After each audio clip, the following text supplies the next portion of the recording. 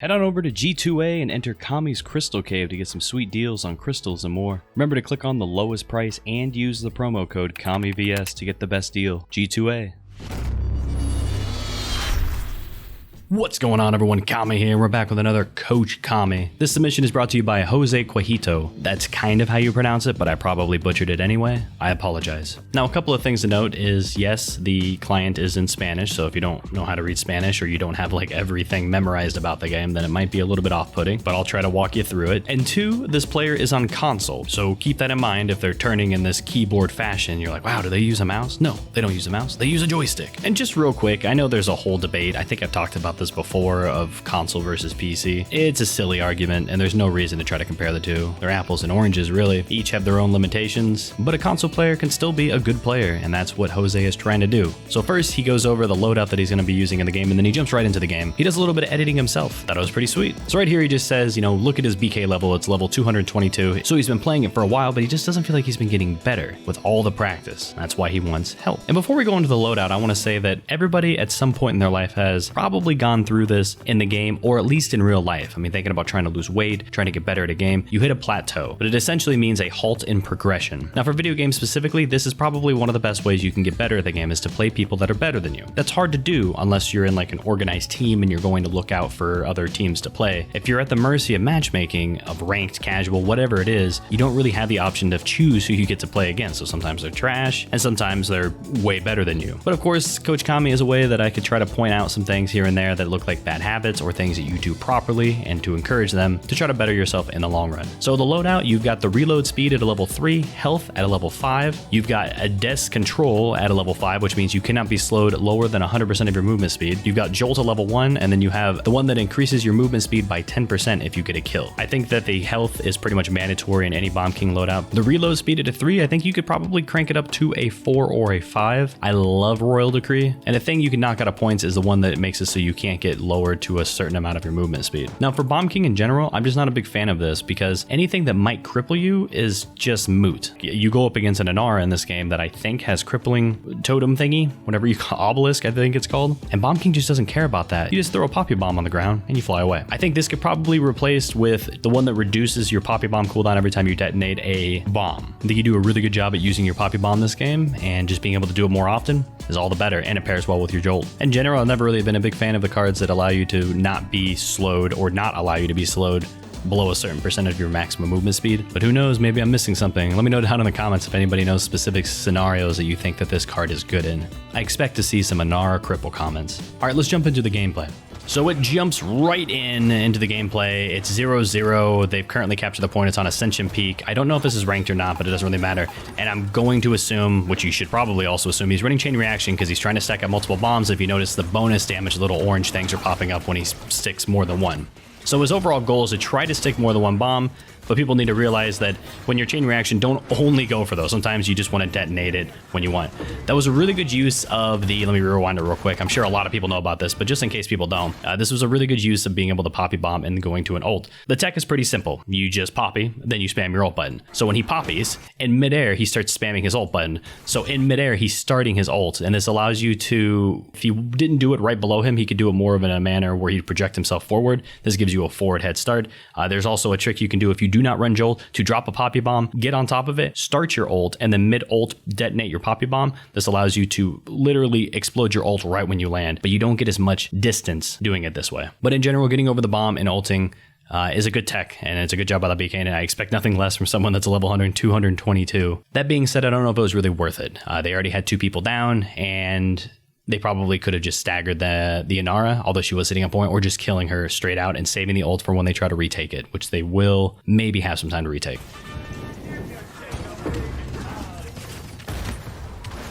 There's a good kill on the Inara. Time to back off. Oh man, I'm almost getting motion sickness watching like how you have to Poppy and look straight down like that. But as for a console player, and the little bit that I've seen of the gameplay, I think you're a solid player. A little bit unlucky that the Khan was able to run back and maybe just staying a little bit farther back and letting your tank sit on point for them to retake, and just sitting back and, you know, lobbing bombs at people. Little fast forward action done by Jose. All thank you. It looks like they were able to capture the point. Now here's time to defend.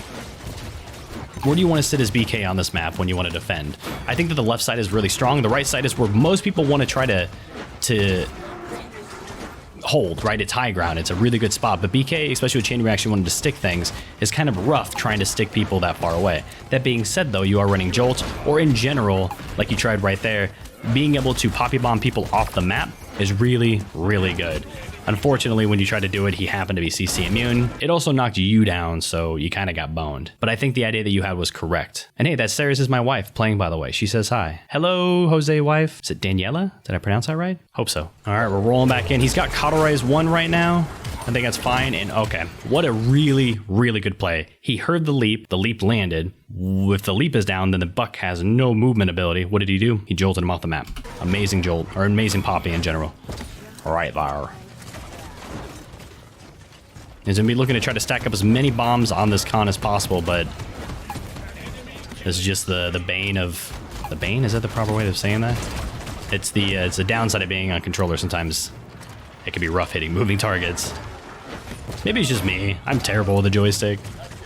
Of course, you have a limited amount of mobility and aiming if you're... Oh, that's a lot of people. With the fact that you're only aiming with your thumb instead of your whole arm and wrist and everything else. But it's still possible to aim. All right, so that Terminus is charging in. Now that Terminus, here's the issue here. Okay, so what you could have done, and honestly, I just want to pause it real quick. The Terminus going in, him having a siphon up, you being able to drop down and help out that Terminus, I think would be an okay play. The Ceres wasn't able to get the heals on the Terminus because the Terminus kind of went in deep. Did the Terminus go too far deep? Yes, but also at the same time, if the rest of your team were to push up, that would have been a really good chokehold point to push them into. It's nice to have high ground, but if you get the situation where, and I think the Terminus notices, all of the enemy team was stuck into that small corridor, and you always want to try to get people stuck in choke. So if you were to push up through there, the Talus pushed up through there also with the ult, was able to finish off the Buck, but he's going to be alone. He's probably going to get dropped here. And I think it would have been good if your Tyre was up there with fire bombs, you were up there with Grumpies to zone everything out. Maybe it would have been a little bit different. But try to pay attention to when people push, to push with them, because that's how you win. But you do set up a nice little trap, and apparently does like very little damage. That was very interesting. Good poppy onto the Lex. Not able to get the kill on the Grok, but again, really good usage of your poppy bomb on this map and being aware of where you work well at with BK, and that's the right side. The only reason I mentioned the left side earlier is because it's more of a tight corridor and it's easier to get that chain reaction stacked up, and it's easier to lay traps. 13 seconds remaining, you have an ult up, but you probably don't want to use it yet. You're just looking to zone them out, or just poke, you know, just get damage on them. BK, or the Buck leaps in on you, the BK, and you try to jolt him away, but he happened to be on a hill of some sort, and I don't think it hit him at all. Sad that didn't do any damage. A little bit of a missed opportunity with that Grumpy not going out as far as you wanted it to, getting caught on the ledge right there. Here's a decision you could have made is, did you want to ult in the middle or do you want to ult in the side? The fact that the Grok ulted in the middle means he's going to have CC immunity. It means that he's going to be doing a lot of healing, and you also have bigger tank people. So even your ult hitting directly does like 2,500, not enough, and then the Grok's healing is going to be way too much. You don't have a Leon for death and taxes. There's not enough time for the cot to be built up on your team to where that big chunk of damage would be used. So you doing a 180, killing that Lex, I think was a very smart move.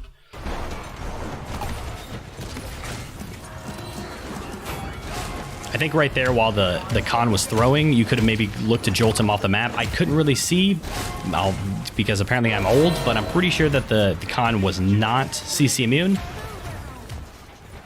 And he was throwing, so his movement ability was down. But I think you... Oh no, the Lex is back. Right now it's just going to be a clown fiesta. It's going to be everyone pile in one by one and just try to stop it. And if you can get some kills, then every kill you get will just be better. There's so many of these bombs that you're exploding that I feel like should be hitting but aren't. The life of a BK main, am I right? Looks like you are saving up for Cauterize 3. I think that's a smart move when they have an Inara and a Con. And the Sarah's trying to stay alive. Gonna get dropped. No, wifey. All right, now you have Cauterize 3. Let's think about how you approach the first round. I guess we can't really say because we got caught in the beginning. So let's observe how you approach the first round. Talus ulting in the beginning, I've never been a big fan of that. I mean, most of the time they get back in time, but You got to have your whole team take advantage of the fact that the Talus has knocked off a lot of people off the map, or off their mounts. Right there, you saw the Buck pushing on the left side, or was it a Buck or a Lex? Whoever was on the left side, sorry. Probably would have been a good play to try to push in and lay a trap on that ramp. Here's another opportunity that's kind of similar to the Terminus situation, but I think this is an okay play by the Tyra. Like, this isn't like the Terminus was like, he might have overextended. Now the Tyra's going in for the play. She's forward zoning at 78%. It's time to push in through. Your Grumpy went off. It's perfect. You saw the Tyra push in, so this would be the time that you want to push in also. And you kind of sit back, and now the Tyra is getting lit, and now she's dead. And now you ult. I think the ult is okay. You have to keep in mind that the Grok is probably Totemic Ward. I'm not sure. I don't think I've seen the scoreboard pop up yet, but I'm pretty sure that the Grok is Totemic Ward, considering he's the only healer. Oh, he's Spirit's Domain. I don't know. But that Tyra pushing, it would have been a good time to push in with her. And you can push into the point where you're not like overextending too far. You're up there and you're another presence to shoot at. When the Tyra's in there and she's all alone, she could just get blown up so easily. She has no movement, blah, blah, blah, blah, blah. She's just one target, so they blow up on her pretty quickly. So pushing up there to help out your Tyra probably would have been a good play, plus the Ceres is there to heal. And this is why I was mentioning earlier the left side would have been a good play. It's just because see how easy it was to double stick that Lex on the tunnel, and the Lex had to run away. Really good Poppy to reposition yourself towards the payload, and you kill the Inara in the process. This is an incredibly good play by you right now, because what you're doing is you're ignoring the fight, essentially. You're getting behind them, not to mention, good stick on that Buck mid-leap, but you're pushing the payload, and you're forcing them to take their attention away from the front and you go into the back. And this is a really good play if you always seem to be stuck at this stalemate where you're just butting heads together, smashing heads together, and you can't seem to pull off the kill. To push through that hard wall, try to sneak behind them, start pushing the payload. When the team starts to turn around, the person on the payload needs to hide, make sure they don't just get ran on and die. Another good Poppy bomb. Yep, there's the kill. But it essentially just splits up their focus. It kind of goes with that Tyra comment that I made about her being the only one to be focused. Is if you just split where they're looking, it makes it so your whole team can survive longer. And hey, I think you alone allowed that payload to start pushing, and you guys just snowballed into it. So really good play by you again. Tyra seems to be doing inappropriate things to your wife. Play cool. It looks like you've gone Haven 1 or 2. So you have Cauterize 3 and then you have Haven 1 or 2. I think Haven is a good play. I mean, the other team is a full Haven, so that seems good. Gonna be ulting on the side. This is a little bit of a... Oh, actually, let's pause right here because there's text here. Is this decision good, or should I try to go for the middle instead of killing just one with ulti? It's a good question. And I think that a lot of people that are sending in these coach commies, if they have questions and they have the ability to edit, this would be fantastic to include into your videos. Or when you send me the video, have like timestamps. Be like, oh, by the way, like here's 4 instances in the game where I feel like I specifically want to know, was this right? And this makes you so much better of a player. Not only are you having someone other than you look at your gameplay and say, yeah, I like this idea, I like this decision, I don't like this idea, I don't like this decision, but you're also taking specific things. You're like, man, I really hope they cover this, or this person covers this, me in this scenario. You can literally point it out and say, was this a good idea? So was it a good idea to go for the Lex? You kind of ulted blindly, right? You didn't know what the hell was going on over there. The fact that you ran into the Lex, you kind of only had one decision, to blow it. If you didn't, you would have ran past it, the Lex would have dashed away, would have shot you in the butt a little bit, and then you would have tried to find a bigger group in which you would have taken more damage, the Ceres maybe not having line of sight on you, and you might have just died without really getting any value out of your ult. So your question, was it good to ult that Lex in that scenario? Yes, most definitely. Even if the scenario is not including the whole like I'm taking damage or whatever, but if you see someone alone, is it okay to solo ult people? Yes. You turn a fight from a 5v5 into a 4v5. If you try to go for a big ultimate, they feel good and they could wipe the team. But honestly, if you take out one, this adds in staggering. This adds in like, oh, the Lex respawn, but then the Con died, and then the Con respawn, and the healer died, and then the Lex is like, I'm impatient, I'm going to charge in, and I get killed, and there's just like this infinite staggering. And I think it's definitely in casual and ranked and blah blah blah, it's definitely okay to go for those 1 kills, because 1, you turn into a 5v4, and 2, you encourage the staggering, which some people are just super impatient, they don't want to wait. Couple sticks on the Con, and you're playing back here, and I like this. Like you're putting, look at this pressure. You're like, hey, look at me. And then they're like, okay, we're looking at you. And then you're like, just kidding, I'm gonna back off now. And they're like, oh crap, he's backing off. Oh god, they're pushing into the front. We better deal with the people in the front. And then you're like, hey, I'm still back here, by the way. So I'm gonna keep sticking bombs on you and kill the whole team. Like this is a fantastic example of how to properly flank as anybody. Not like, oh, I'm flank Nando or I'm Talus. I actually have the role as a flank. It's just like, if opportunities present themselves to get behind the enemy, you just take them, dude. That's just flat out. And the BK positioning, the BK blindly ulted on the right side, which is a little bit unsafe. You might have ran to the Khan, who might have just shouted, grabbed you, and threw you off the map. Who knows? But the fact that turned out, and then you turned it into such a good play. You were in a flank route already, you peeked around, and you didn't just charge in. You said, hey, look at me, and they said, okay. And then you said, just kidding. Oh, okay, wait, I'm actually going in. I don't know, it was a really good play by you.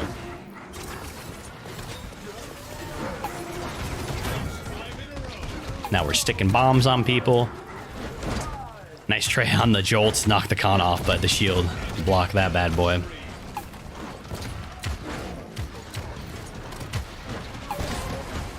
Here you're detonating a little bit too often on the one. I'm usually a big advocate of saying like, okay, you don't always have to just stick 2 or 3 to blow it up and to make use of chain reaction.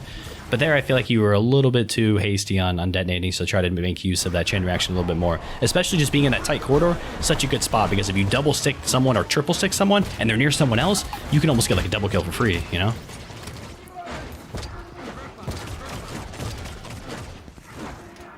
We're just trying to zone the Lex back. We're trying to wait for it to group up. Talus is spamming group up. Love it. Group up, group up.